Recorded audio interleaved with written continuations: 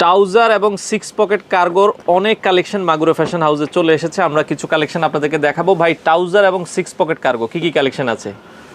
আসলে মাগুরা ফ্যাশনে ন্যূনত পক্ষে 50 না 80 থেকে 100 প্রকার ট্রাউজার আর 6 পকেট কার্গো আছে। এখন 100 প্রকার এটা শুধুমাত্র কার্গো। আচ্ছা আচ্ছা আচ্ছা আচ্ছা। আপনি বলছেন যে এটা শুধুমাত্র কার্গো, তাহলে কত কার্গো হইতে পারে? আচ্ছা। আর পেছনে এই পাশে এখানে শুধুমাত্র ট্রাউজার। ট্রাউজার এই যে এক একটা শুধু শুধুমাত্র ট্রাউজার।